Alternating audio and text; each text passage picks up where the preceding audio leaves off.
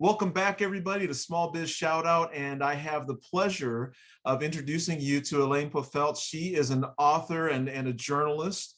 And I had the pleasure during my daily walks. I think I've shared with you guys on my channel before that I listen to audiobooks quite frequently.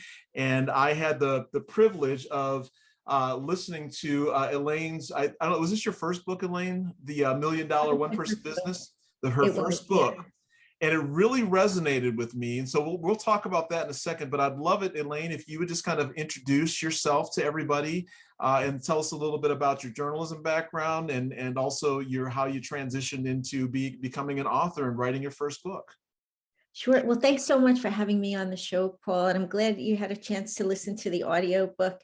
It's funny because I had never done an audiobook before. And for anyone who's done it, you get kind of locked in this carpeted room for 2 days and have to read your own words. And it's sort of agonizing.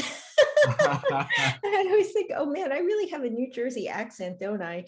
I have to do the audiobook now for Tiny Business, Big Money, my next book. And I was thinking, wow, I really need to get some coaching on this stuff before I record it.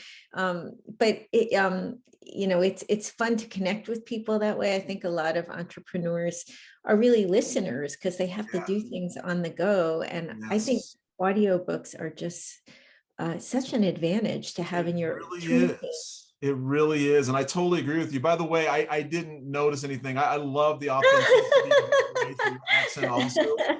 But it was really a really good book. And what really resonated with me, and again, I want you to still do your intro here, but I'll get into that in a second. Go ahead and tell us a little bit about your background and education, your career, and how you transitioned. And then we'll get into the first book. Sure. Well, I was one of those kids that was always interested in being a journalist, on the school newspaper and that sort of thing. I studied English at Yale University, and then I went on and worked in journalism for a long time. I was a reporter at the Jersey Journal in Jersey City, New Jersey for a while. I had a brief foray into the world of fashion. I was a fashion editor at Women's Wear Daily for about 1.5 years. Wow. And then I got interested in the business side of fashion. I had a friend who was a designer. His name is Jean-Paul Saramont.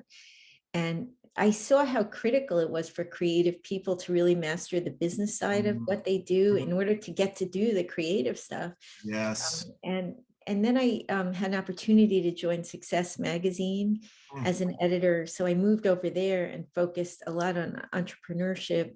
And then that led me to working at Fortune Small Business. I ran their website for a while, and then I went over to the magazine for 4 years. I was there for about 8 years. And then I had 4 kids. And it was like after kid number 3, I have 3 girls and a boy. I found that my life became very much about logistics. The first 4 years I had kids, I still worked there. And I decided to go solo and freelance. And that was my experience as a solo business owner. That was in 2007. And I found that I really loved it. And I had actually learned a lot about running a business from writing about it so much. And, a lot of the entrepreneurs were my greatest teachers as I started working on my business. Maybe it was about 2013, I think. I do a blog for Forbes. I became a freelance journalist. And I wrote about a trend that I noticed looking at census data on non-employer businesses. And these are businesses basically that don't run payroll. They're often a one-person business, probably like 80 to 90% are true one-person businesses. Some of them are maybe like a husband and wife team or 2 friends that team up. Sometimes it's a very early stage startup where you have a small team, but they're going to scale. But in terms of the government and how you pay taxes, they're all lumped together under this one rubric at that stage. And what I noticed was more of them were getting to 1 million in revenue and beyond. There seemed to be a ceiling at about 5 million. There were a few like 337 or something that were over 5 million, but that's for the whole country where we have about 32 million small businesses. And I was really curious about how they were getting there because I was a freelance writer. I knew a lot of freelance, graphic designers and, the various freelance types. they weren't making $1 million. They were plenty making six figures, but even that can be hard in many fields. And so I started researching it a little bit more. I wrote a post about just the statistics because I had no idea how to find them. The Census Bureau will not tell you who filled out those surveys. They're confidential. So I posted this post and I got a big response. It was like over 200,000 page views, which was a lot of organic traffic. And Yeah. people started writing to me and saying, Elaine, that was really a cliffhanger. You had all the statistics, but no stories about the entrepreneurs. Like, who are they? I need to know what they're doing. So then I started doing a series of posts about the different types of businesses, like consultancies or, arts and entertainment businesses. And in the posts, I wrote to people, to the readers, and I said, if you're one of these businesses, please write to me. And it was a very slow moving process. Over the course of a year, I heard from about 5. And one of them, the inaugural guy, was Alan Walton, who founded Spy Guy, which was an online spy camera store. They call them nanny cameras, or hopefully you not mentioned used him in the book as well and go through his story, right? Yeah, he's in the book. Yeah, so he was really young, and he had worked in a spy camera store. His mom told me how to get a summer job, and he learned all about the cameras. And then he used that expertise to build a very small inventory of cameras he knew wouldn't break and need a lot of customer service. And he put it online, and it took off. And then another one was Rachel Charlupsky, and she has the babysitting company.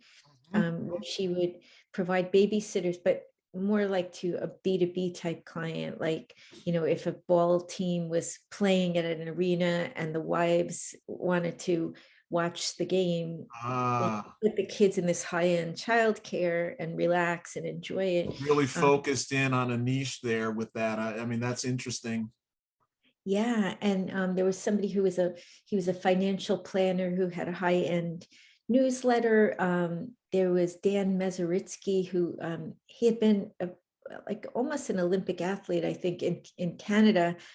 And then he tore, I think he tore his hamstring or his Achilles, and he couldn't do that anymore. So he became a personal trainer, but he had this great workout, and he put a lot of systems in place to teach it to other people so he could license out his methodology and so on. So I write this post not knowing how interesting it would be to people, really. And it went really viral, like over 300,000 page views. And I literally remember it was the BlackBerry era. And I was literally at the same table that I'm sitting at now. And it felt like my BlackBerry was going to jump off the table. I was getting like so much mail through my personal website because people were so curious about it. And I thought, wow, this is really interesting, because I've literally written thousands of articles over the years about entrepreneurship. At this point, I never had a response like that. I've had some, that were popular, but nothing like this. And so I just kept writing about them as I heard from them, wasn't with any plan in mind. But then after about 3 years of doing this, and they always kept going viral, this literary agent, Leela Campoli, reached out to me from Stone Song, and she said, have you thought of turning these into a book? And at that point, it had been a few years, and I was like, I kind of wanted to, and I was doing some ghostwriting of books for some private clients, but I had not written a book under my own name. But I had written enough in that genre to know how to do it effectively. And so I was a little nervous, but I said, yeah, let's go for it. So we developed the book proposal. And that was how I became an author of my own book. This was the original, the $1 million one person business. This came out in 2018. And then I recently updated it during the whole COVID-19 pandemic, which was very interesting, because what I feel is these are some of the best business people in America. They're running businesses on the resources of an average person. They generally, at the stage I'm interviewing them, they haven't raised capital. They're just doing it by being ultra efficient, ultra smart, ultra creative. And I feel like the CEOs of the biggest companies in America could learn from them about how to run a better business. They're for different reasons, they're at a stage where they're very small. Sometimes that's an intention. They just plan to stay that way. They like having a boutique business. They like the lifestyle. Other times they kind of graduate. The new book, Tiny Business, Big Money. I look at businesses that have gotten to the next stage where maybe they hired one or two people, an admin or a customer service person. It might be that they've hired employees, or maybe they're hiring more of an extended team of contractors. But they're still in that same mindset of leveraging the resources that they bring to the table. And that's, you know what, that, oh, go ahead. Sorry, go ahead. No, go ahead. You had a question. Yeah, I did. So I want to get back to, because I want to get your new book when is it going to be available, by the way? I just found it on February 15th, Okay. 2022. So that's coming out. But it was an outgrowth of the $1 million one person business trend. I think what was really important to me was I had always been in the room, with other journalists reporting on entrepreneurship. And I felt that the one person business was never taken seriously. Mhm. It was only the scalable businesses that counted, even though if you look at the sheer numbers, it's like well over 80% of all businesses in America have no employees. Mm. It might even be higher than that. It might be like over 85%. Wow. And why would millions of businesses, like over 28 or 29 million businesses, just be ignored? Why wouldn't they count? Because in aggregate, they make up a lot of, A lot it's a of big, revenue, a lot of, I mean, just impacting the economy. I mean, yeah, you're exactly right. it was a blind spot. And I thought all these people know what they're doing. You don't start a business really by accident. You might not have a business plan written down, but it takes a lot of effort to start a business, whether it's a A lot of side courage too. hustle. Oh my God. Yeah. And so they're choosing it. And why are all these people choosing it? And how can they make these businesses even better? That's what interested me. Most people, these are less than 1% of all the businesses. Most people will never get to $1 million, but that doesn't matter because they don't need $1 million in revenue. But if say they're at 60,000 and they read the book and they take away one or two tips Yeah. that they apply to their business, and now they get to 150,000 and they can quit, support their whole family, and live a better lifestyle, have more work-life balance. Now in COVID, like not go into an office if they don't feel comfortable doing that. Yeah. It gives them a lot of personal freedom. And I just, that wasn't happening at the time I wrote it, but there's so much more to find out about them. I think it's a fascinating area. One of the things you talked about also and mentioned, which I thought was critical in the book, was just because revenue goes up doesn't mean that your profitability goes up. And I found that in my own personal business ventures as well, because again, as you add more overhead, and so it depends on your goal, and which is another reason your book resonated with me, is are you trying to build, like you mentioned, an Elon Musk Tesla, which doesn't interest me at my age anymore. I mean, I'm more about being able to go see my kids' games and, events and things like that, and not having to commute and things like that. So I thought that was really a critical, call out in your book. Can you talk a little bit about that? Yes, it is very important to make sure you're turning a profit. And some people have said, well, why don't you report what the profits are in the book? But the truth is, a lot of entrepreneurs prefer to downplay their profits for tax reasons. So I can never really get the exact story on what their profits would really be, but I do ask them if they're profitable, and some of them tell me exactly what they are. And they're usually not near $1 million. For people that are new to business, they might think the person is actually earning $1 million. If for an e-commerce store, a lot of the businesses that are successful might bring the person running it might end up, when all is said and done, with $250,000 or $300,000. So they have the equivalent of a nice corporate salary, but With they're more not super flexibility. rich. Yeah. And they have an asset that they're building, because right now there's a roll-up thing going on where aggregators are buying up maybe 20 Amazon stores. They're investors that have nowhere to park their money. They're buying these one-person businesses at high multiples, and then they take them under one roof and manage the back office. And they make a lot of money that way when they eventually sell it again. But it's more than just creating a job for yourself because of that, because the business, if you put systems in place where another person can run it, Yep. now it's the equivalent of a retirement fund Yeah. or a Wow, kitty that's that so you can interesting. use. Yeah, for another startup. So that's, it's the value creation. That's why I find it so interesting. It's a step beyond freelancing, right? Like I can't sell my freelance business to another person because No. it's so heavily dependent on me.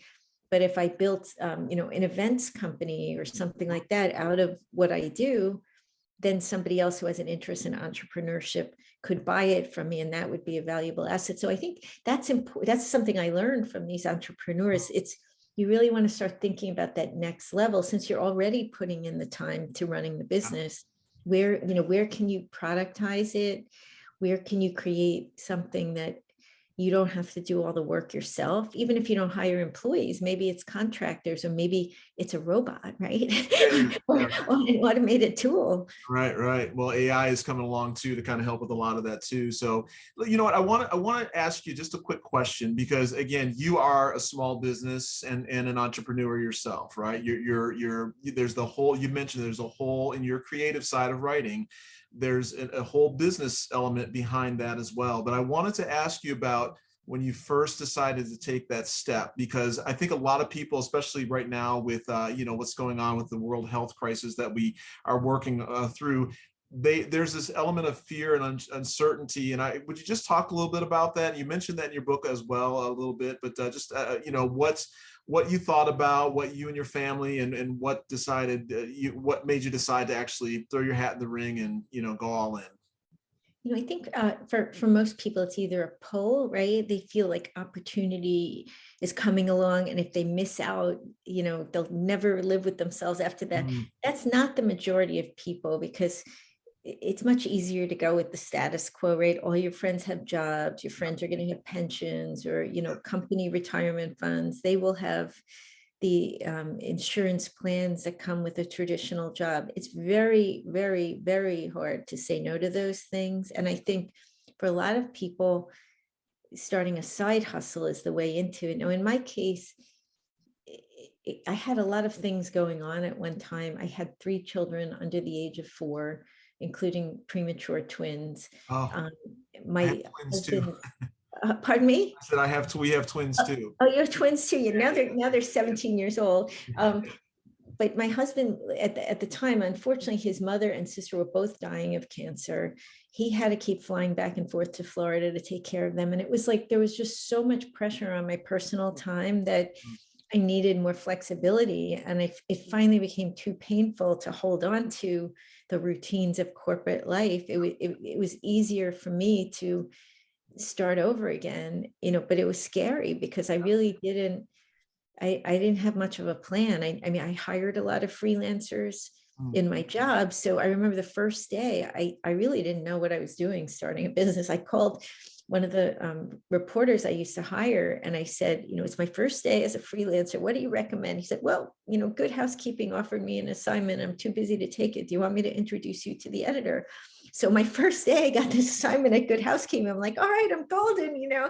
And then I only got 2 other assignments the next couple of months because no one knew I was a freelancer. So I just kept networking, and it was really hard because I had a newborn.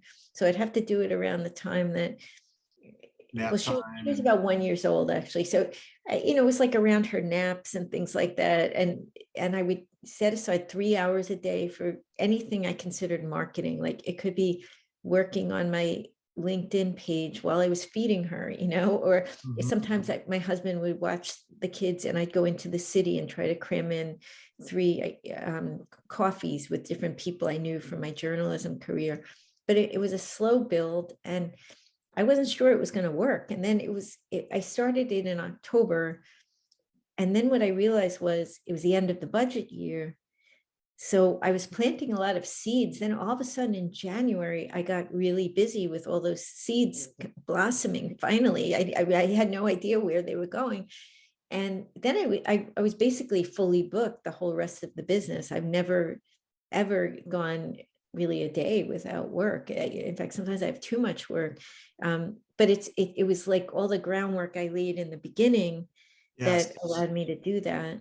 Planting the seeds. I love that. And I love the fact that you committed to 3 hours a day in your marketing, right? I mean, and that's, I think, so important. A lot of times I think entrepreneurs get caught up in the busy work that is, it's kind of important, but it's not the lifeblood that's going to get you that revenue, right? And setting that, and that's the hard work too, is reaching out and going through the process of planting those seeds. So I'm really glad you mentioned that as well.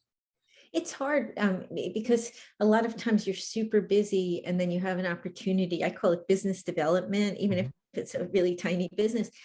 So maybe someone wants to talk to you about a big project that day, and now it's going to put you behind by a few hours because by the time you prepare for the meeting and you do the meeting and everything else, but you can't grow a business without doing those things. So part of being an entrepreneur is figuring out, okay, like, how do I juggle these things? I still have to drive my child to softball or whatever. Yeah. Maybe some nights you stay up late, or sometimes you have a freelance buddy that you see if they can take some of the work so you don't have to turn it away. Or if you have kids, like I have kids that work in my business now. My kids, they're older, they're teenagers. And so, and even my son, who's 11, I'm hiring him this week. He just redid one of my websites for me. He's like a kid who loves coding. Yeah. And so you use the resources you have available. They're not always the same ones that other people might have. They, and they're unique to you. I mean, that's the other thing I found is with marketing, a lot of people feel like if they're introverted, they cannot market. But one of the beautiful things I learned from interviewing all these entrepreneurs, a lot of them consider themselves introverts, and they find electronic ways of marketing. Somebody who's shy at a party might not be shy on Twitter, or Facebook or wherever, where they can even hire somebody to help them, to write those Facebook posts or even reach out and do calls. So there, what's nice is you can kind of take stock of yourself and think, okay, what are my strengths? What are my weaknesses? How do I make the most of my personal strengths, which are unique to me and not going to be the same ones as my buddy next door, to build a successful business where I'm comfortable, I'm thriving, I'm not stressed out. Yeah. And that's what these folks have done. Yeah. I love you bringing out the introvert statement that you just made, because I think a lot of people really do not look forward to the marketing or the sales aspect of it, right? And it's hard for them because there's such a negative connotation with sales, right? But I think that the approach I've always taken is just like what we're doing here, right? I mean, I reached out to you and we're just talking and we're just talking about your marketing right now. I mean, you're the perfect example of doing things like this for your small business that, again, as we post this and, who knows how many views this will get, over the course of 3 to 5 years.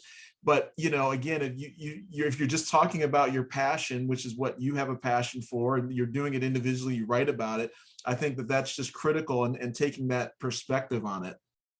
Well, it's also easier, I think, if you have a subject matter expertise, whatever it is, most people will feel very comfortable, even if they're shy, talking about that. They don't like talking about themselves. Like if you're trying to sell yourself as Gary V or something like that, that's really hard unless you are Gary V, and that's just not really how you are. And I think that deters people. It's like those old, I don't know if you remember those Crazy Eddie commercials. Yes. How many people can act like Crazy Eddie? It's just, it's not even fun to think about trying to have that level of energy. He probably liked it, but he's the only one. So it can deter you if you think that's what marketing is, but it can be just sharing your expertise for free with people. And then they think, oh, wow, that person was really helpful when I had a white paper and I needed a little bit of advice.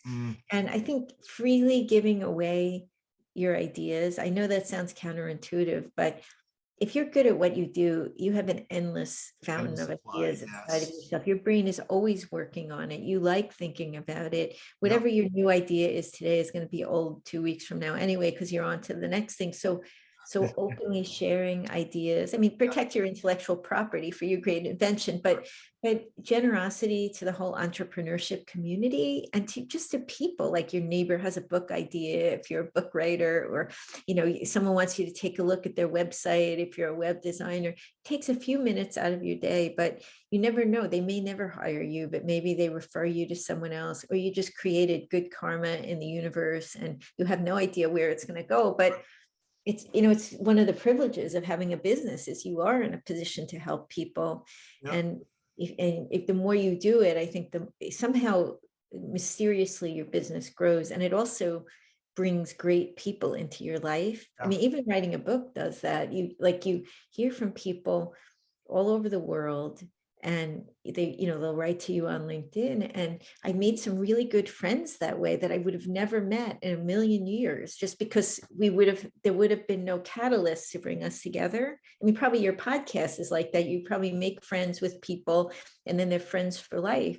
Yeah, yeah, it's great. And again, you're bringing this up. My wife accuses me of being a serial entrepreneur because whenever we are at a social event or whatever, and somebody has an idea, I'm like, okay, here's what you need to do. And she's like, not everybody wants to take it to that next level, but it's just something that I just love doing. I'm not charging anybody. I just love generating the idea and the momentum and helping get people push, which is why I started the channel. So, but you're exactly right in terms of just people that you meet and that you talk to. And you're one of them now. You're one of the people that that I met. I want to have you back on after your book's been out there a little bit too, and then just kind of, maybe talk through that, and maybe you'll have your third book, in the pipeline as well. We can.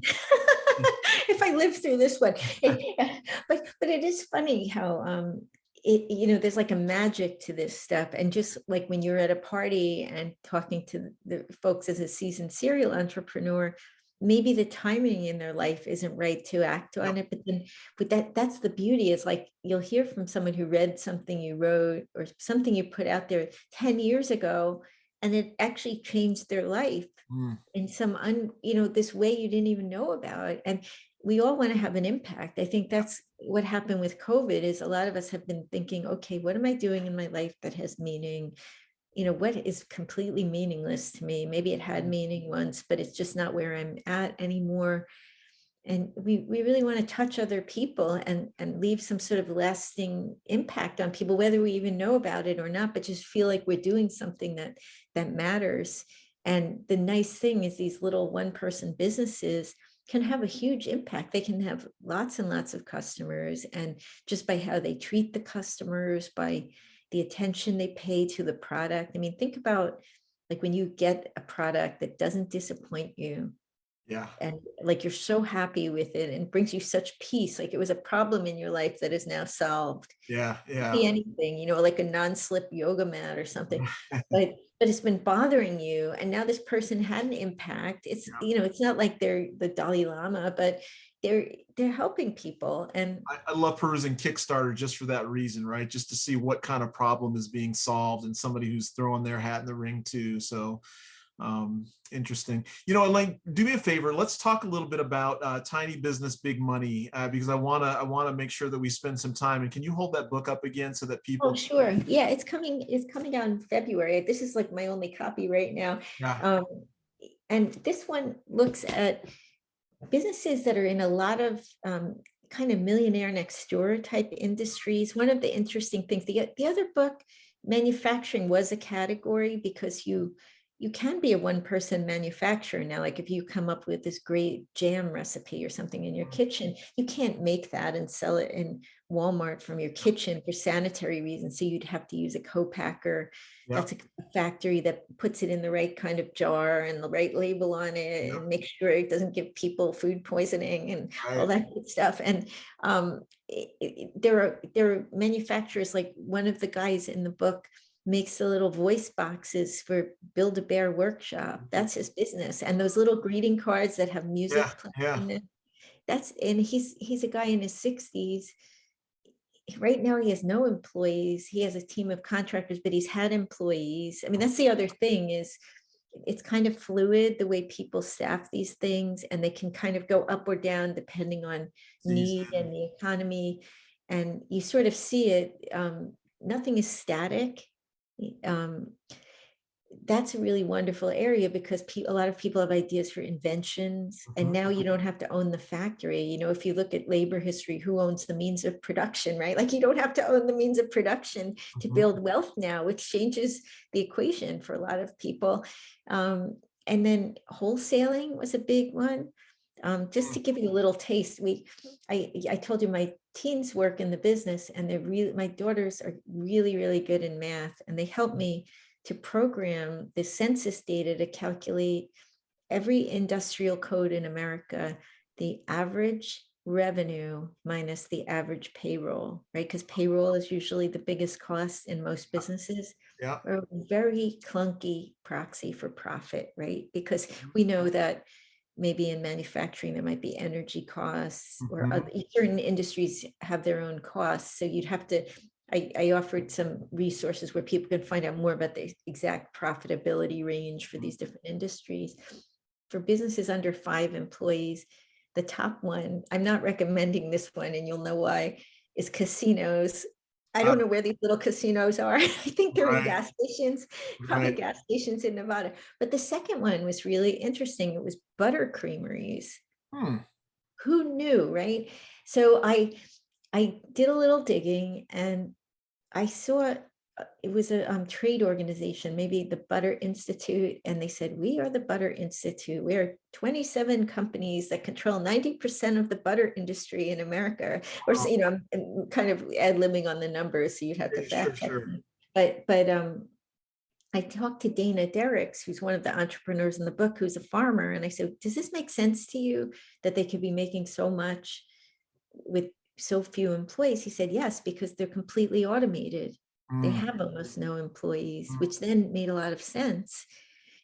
So there's a lot of interesting findings like that, a lot of kind of weird manufacturing. In the back, I actually included the top 200 for the, I don't know if you can really see Yeah, that, I can. Yep. for the categories that are under 5 employees, 5 to 9 employees, and 10 to 19 employees. And to me, it's very hopeful, because there are a lot of people that don't have a really Tesla-like idea, right? Right. You mentioned Elon Musk. These are places that make nuts and bolts, or Yeah. flavoring for candy, or just things that aren't really that sexy as businesses, and they're in some ugly warehouse somewhere. But the owner is building something really great, a really nice little engine to support their family, to possibly create jobs in their community, or work for contractors. And it was just fascinating to me. One of the hot areas that appeared on multiple lists was business to business e-commerce. That's something that I think in the pandemic will even bloom more, because the census data is a few years behind. It's never like I can't do the 2021 numbers when it's 2021. So I think when we see what happened in this last year and a half to 18 months, it'll be very, very interesting. But that's people that might sell. There's actually a case study of someone who sells office supplies, and he was a traditional store with salespeople and that sort of thing. And he took it online following a Tim Ferriss type model. Yeah. Yeah. And he really grew it, and he made it much more profitable. I think he had 2 employees. And he went very virtual during the pandemic, because I happened to interview him when it was the pandemic.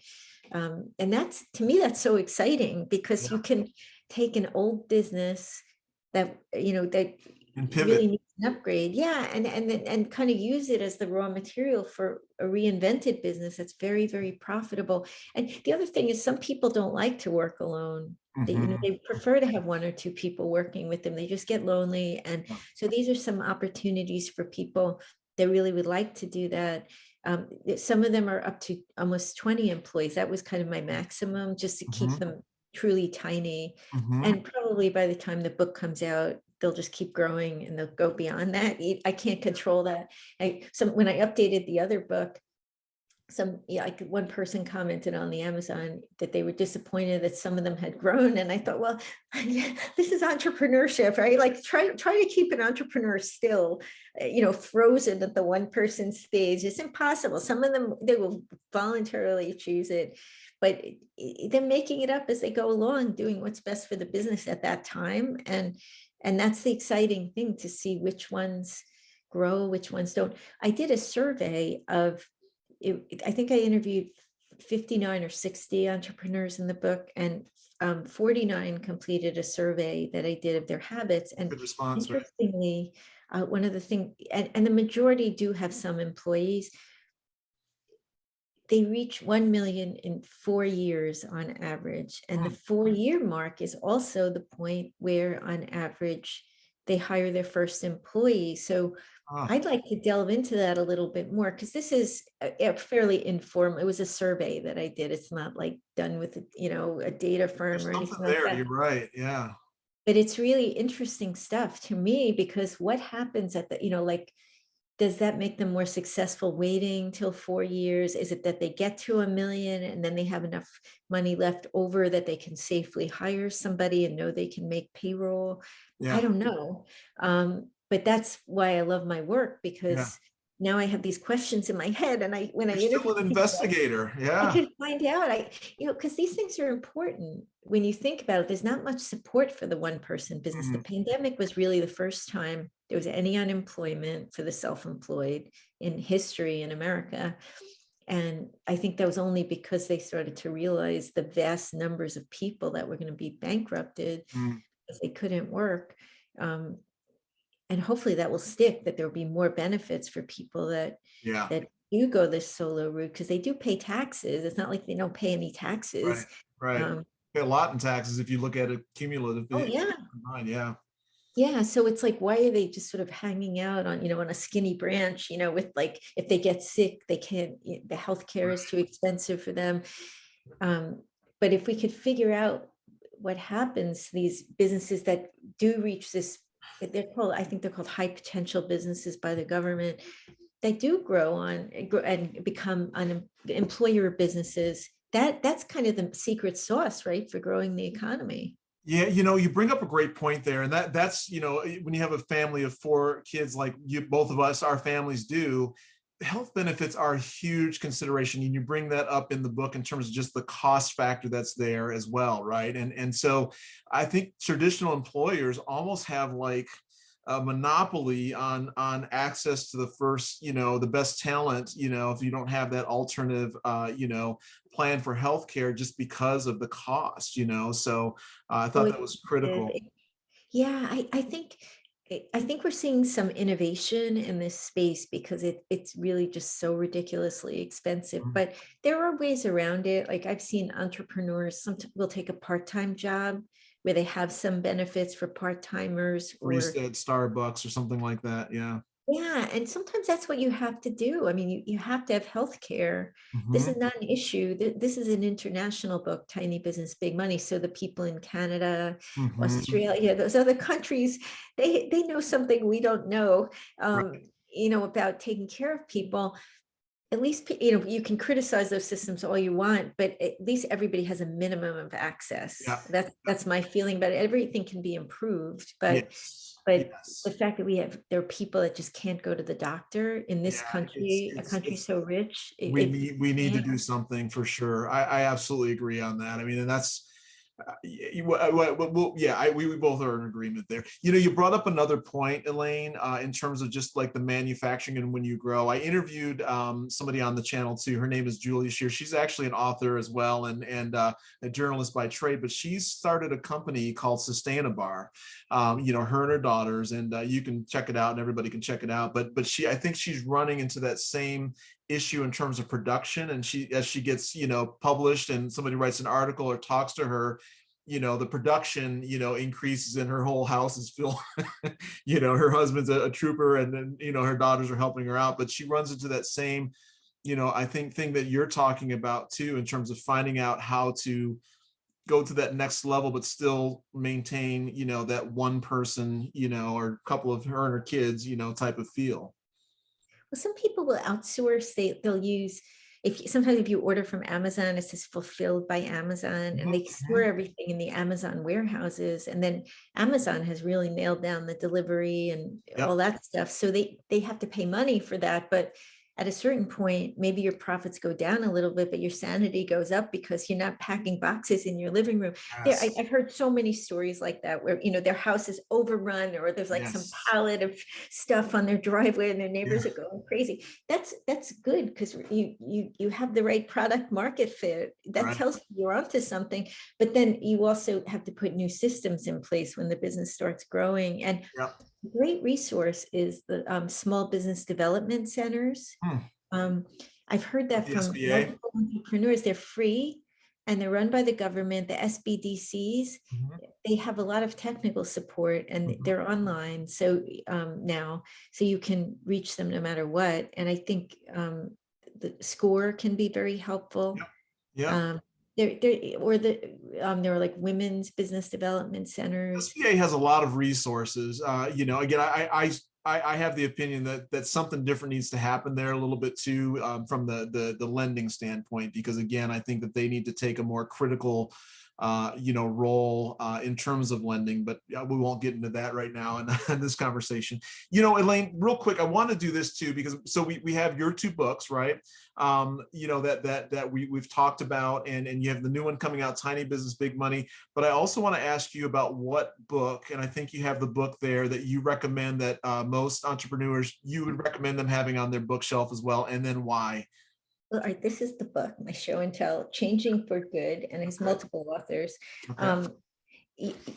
It's a book about a research study that looked at how people make lifestyle changes. And it's actually about health lifestyle changes, like quitting cigarette smoking or losing weight, or things that would be helpful for people, but they're struggling with it. And I think there are a lot of parallels with starting a business, because people in a lot of corporate situations, now we've had the great resignation. A lot of people have already resigned. They realize for some reason their work situation is toxic to them. Either they're worried about getting their own public transportation with COVID, or the office isn't being sensitive to their childcare needs, or they just never liked it in the first place, or whatever.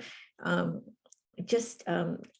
an aside, my son is training for an MMA fight, and we're waiting in the carpool line. He's 11.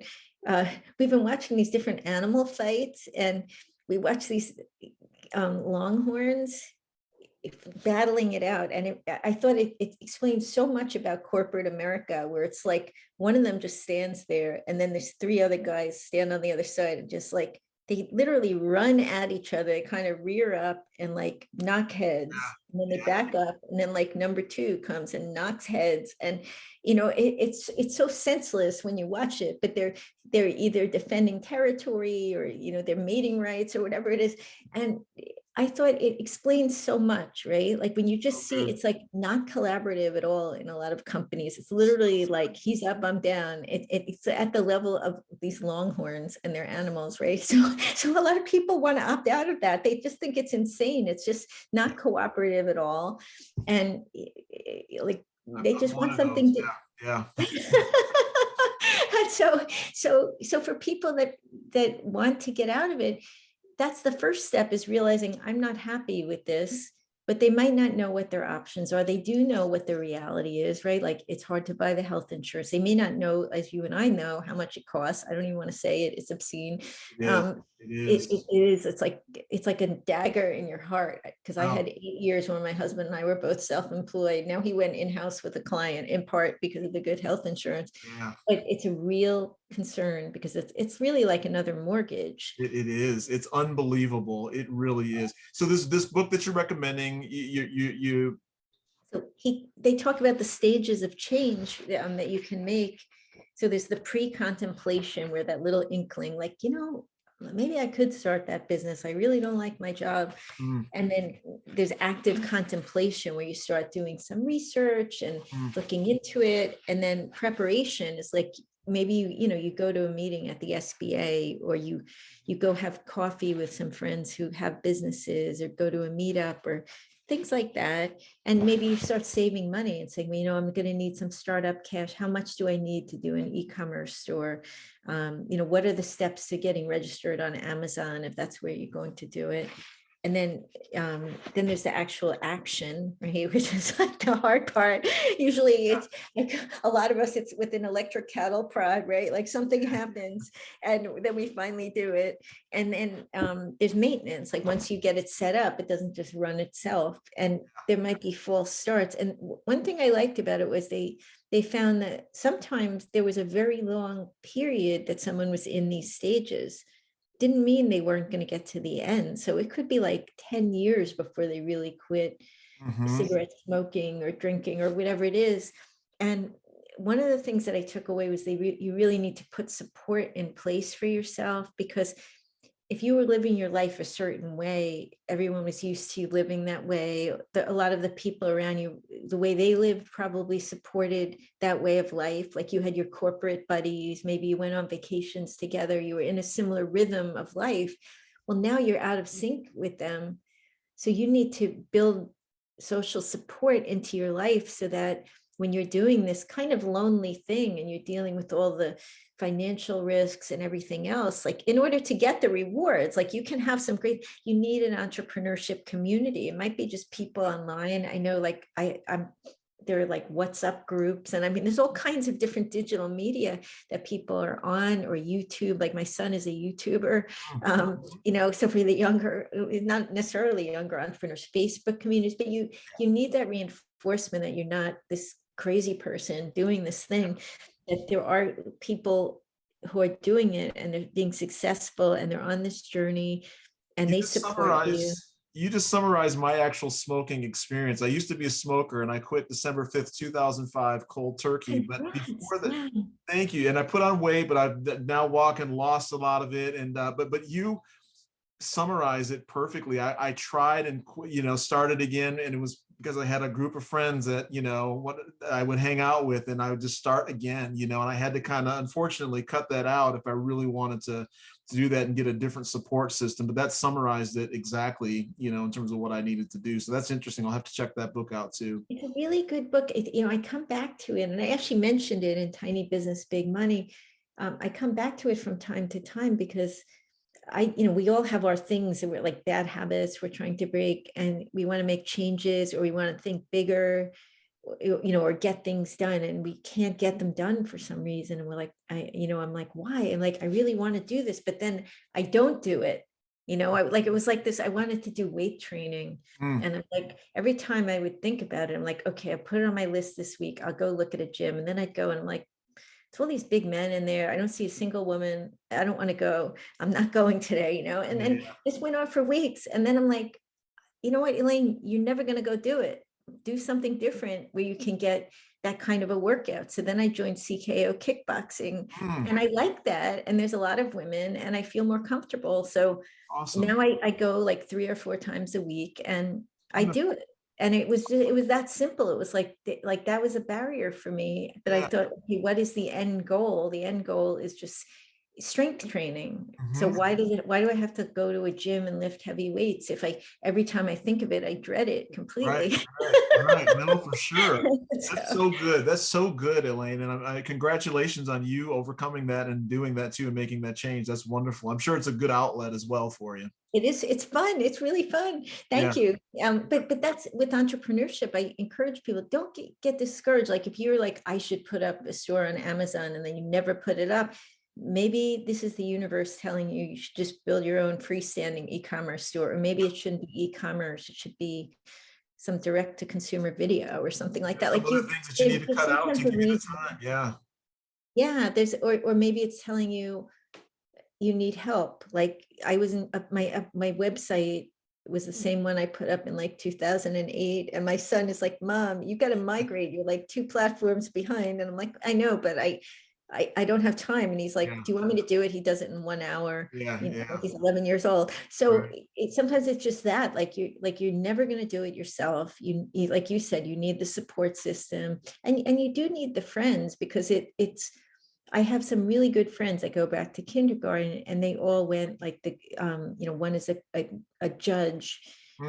She's a public employee, another is an executive, another is a library director, another is a school nurse. They're all going to have pensions and things like, meanwhile, I've got my solo 401k, and it's a hustle, and I've got kids that are going to go off to college, and I'm going to be hustling for a while. My friends might be retired, but while I'm still hustling. And so you need to have friends that are on this same journey, or you're going to get discouraged and feel lonely, and like you can't do, like you're saying yes to one thing that's really wonderful, but it also means you might have to say no to some other things, and you need the reinforcement that this is a valid path too. And there are going to be people, you're not going to be alone in your apartment just working, or your house, or alone for the rest of your life, because Because it brings, like, a lot of these entrepreneurs, they travel all over the place. Nobody can really travel that much right now, but we'll Yeah, go back to normal eventually, well, and well, post normal or whatever it looks yeah. like. And then you'll have built something of value. And plus you'll know, like, even if it fails, at least you know you had the guts to try to do it. Yep.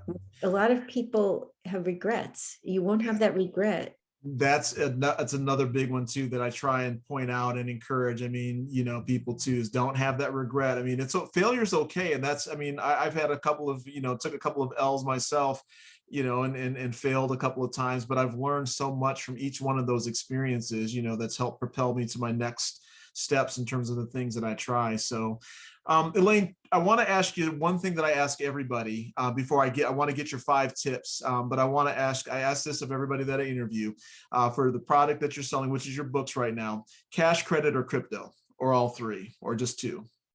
Oh, wow. You know what? I want to join the crypto economy. My son is, like, really into Dogecoin, but Ah, I gotcha. think cash and credit currently, but actually I'm going to give him that assignment to look into the crypto. Yep, I think that's wise. There's so many great resources out there as well, and I got the crypto bug a couple of years ago, which is why I asked. But I'm fascinated by it because, yeah, what I'm hearing is a lot of people think that the whole, cash money, our current money system is going to be gone and it's going to be something new. And I'm a believer in creative destruction. I'd rather be mm, on the bleeding edge of change than get yes. blindsided by it. So that's why I want to learn about it now. I'm probably behind all the people that were into it. You're still early though. It's still so nascent, and I think that there's this huge tidal wave that's coming with some of the regulation, worldwide, with ISO 20022. That's going to change the whole banking industry. Most of the central banks are already in the process of researching and getting ready to implement their own central bank digital currency. So I mean, we're here, and most people don't, but you are aware of it, and you're still early, to be honest with you. So. Oh, it's funny. Yeah, now he's going to be so excited with this idea. I hadn't even thought of it, but now Yeah, thank you.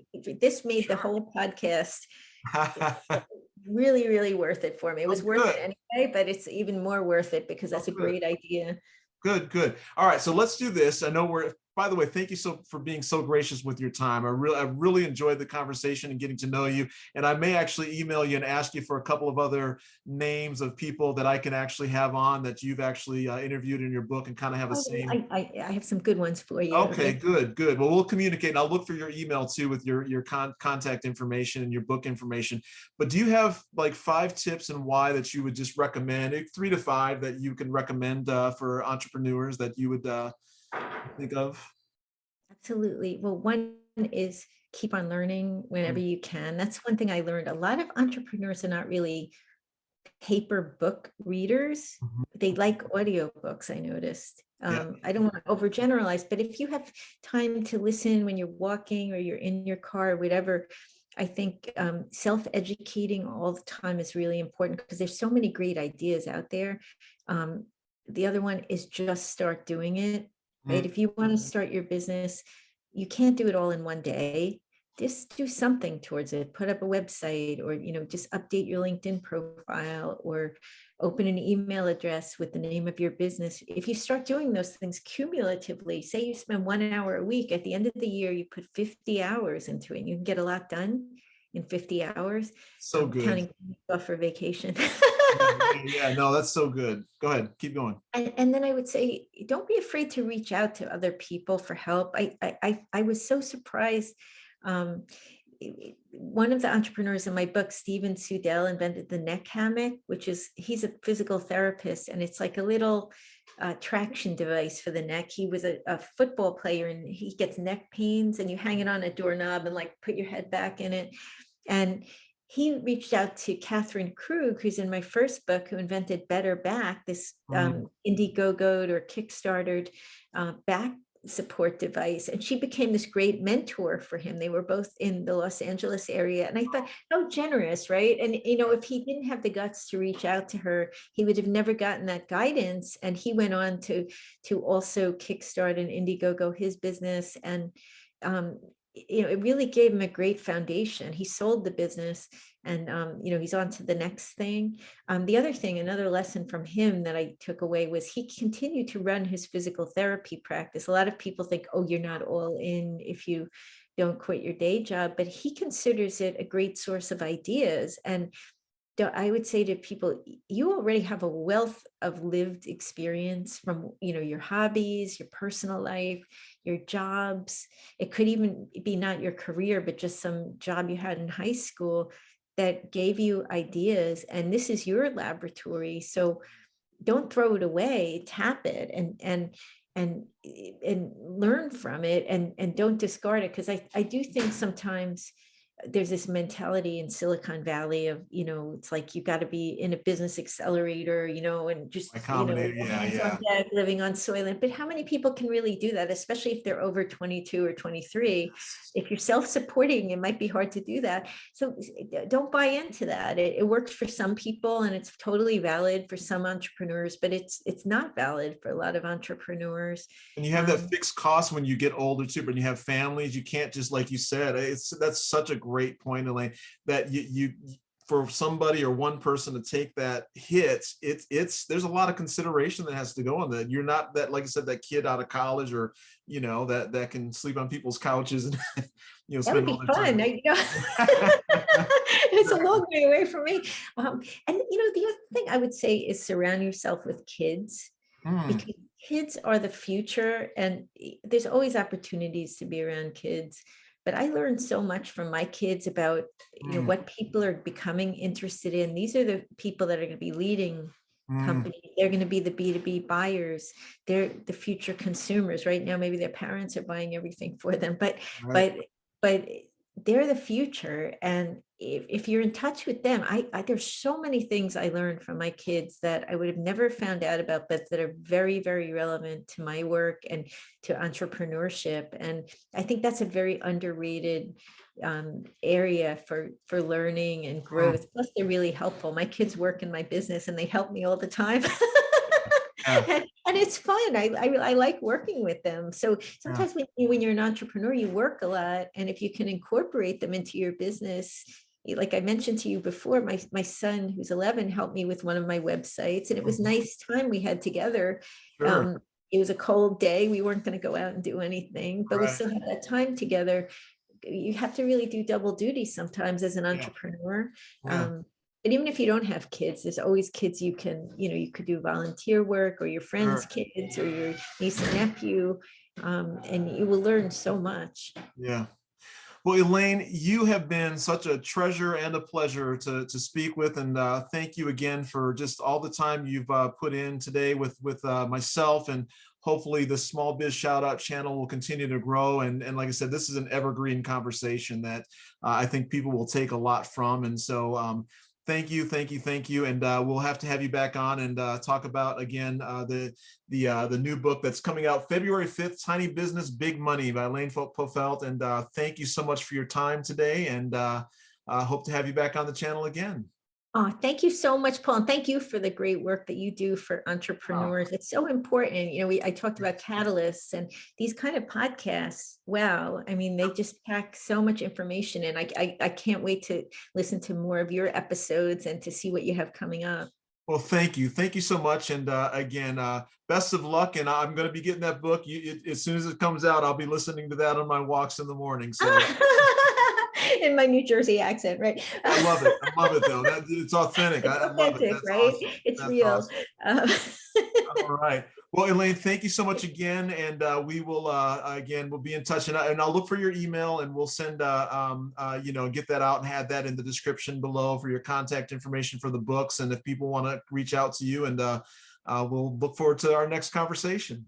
Sounds great. Thank you so much, Paul. Bye. Have a good one. Bye-bye.